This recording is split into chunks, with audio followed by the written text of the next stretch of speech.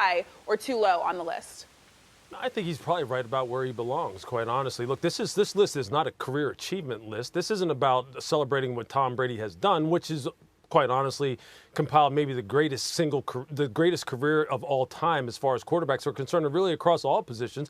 But that really isn't what this is about. This is about where these quarterbacks stand currently, and then on into the future here, in particular 2022. Who would you be most scared to face? Who do you think would pose you the greatest challenge in terms of facing them right now going forward? So I think Tom is right where he belongs. What I had said was, when looking at this list, though, was looking at the subjective and objective data. When you're looking at Tom, who's at 4, and Joe Burrow, who's right behind him at number 5, okay, let's just look at the objective data here.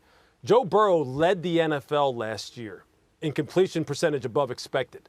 And I think we've all talked about what completion percentage above expected measures. It's not just a just a run-of-the-mill completion percentage number. This takes into account difficulty of the throw, the amount of separation that the wide receiver had, where the quarterback was at the time of the throw in location to the wide receiver, how much pressure he was under, what conditions during the game that it came in terms of first, second, third quarter. Were they ahead? Were they behind? This is the kind of thing that Joe Burrow dominated. That is a objective statistic that really has a lot of nuance to it that you cannot deny. When you look at third down passer rating, look, him and Tom Brady, Joe Burrow and Tom Brady, neck and neck. When you look at fourth quarter passer rating, when you look at fourth quarter with the game within a single score, Joe Burrow is leading the NFL, or rather he's leading Tom Brady. He's ahead of Tom Brady in those areas. And this is a young man who's still just 26 years old, who's still just hitting his prime. And on top of it, was probably, well, let's see. Joe Burrow was sacked 51 times last year. 51 times.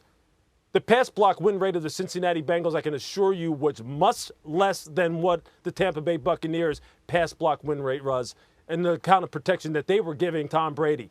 This is a guy who I believe right now, presently, deserves to be ahead of Tom in terms of who would you be more fearful of facing over the long haul. I'm not saying Tom Brady, look, if you're having a one-off type of game, it's a Super Bowl type of game, and you need to make a crucial play at a very crucial time, would I want Tom Brady on the field? Yeah, I probably would, because he's seen it all and he's done it all and he's excelled at the highest level.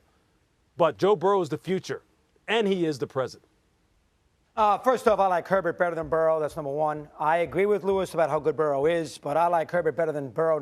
That's the first thing. Second thing is, how does any executive or any scout sit there and tell me that in 2022 you are putting Aaron Rodgers over Tom Brady? I mean, listen, did they watch the San Francisco playoff game when Rodgers stunk the joint up for what he gets paid and what he's supposed to do? Did they miss the game the year before when he was awful against Tampa and running the ball on third down instead of throwing the ball in the end zone at the last drive? Did they miss the game in San Francisco 3 years ago when the body language was a disaster and they got mauled? How does anybody not put Tom Brady number one? I mean, you want to put Mahomes one? I can live with it. But Mahomes was awful in the second half of that Cincinnati game last year, and he's the reason why they lost. He was terrible in the game. He deserves a mulligan. He's been great, and I love him. So if you want to put Mahomes 1 and Brady 2, I'm okay with it. You cannot, under any circumstances, put Aaron Rodgers. What executive in football thinks that Aaron Rodgers, he might throw a better football? All of them? He might throw. They'd be wrong. Because did they miss the San Francisco game? Yeah, so you're mad, though. That's just one game, though. Yeah, but Lewis, one that's game. how you judge these quarterbacks. No. You can't. Championships and in those games. Whoa. In that case, then Matt Stafford's the guy. Because he played the last game the best we could. Like, that's absurd. We can't just go off the last game of analysis and say that's... Let me ask you a question. You got your life on the line. Life. Right now. You want Tom Brady quarterback in your team or Aaron Rodgers in a big game? Which one? My life on the line. I'm not agreeing to put my life on the line for anything. But if you're putting your life on the line, I'll be happy to give the eulogy. I will preach that eulogy anytime. Dom, got to answer the question. Brady or Rodgers? One game, life on the line right this second. Which one? I'll probably go with Brady. in that one situation. That's why Rodgers can't be one. But Mad Dog, this is what I would ask you, though. This is what I would ask you. See, this is all subjective, personal preference, the type of argument that you're making here. What about the objective data that is sitting there staring you in the face, telling you, okay, look, we haven't even talked about Joe Burrow. We're just talking about Aaron Rodgers and Tom Brady right now.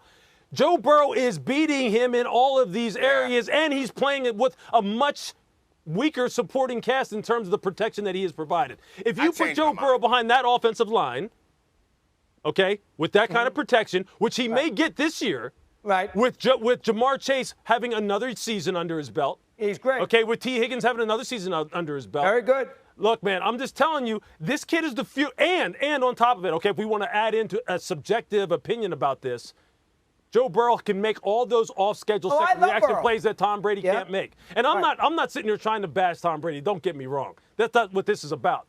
I'm just trying to blend both of them. The subjective in terms of what I feel personally about a player and what the data is telling me about the player.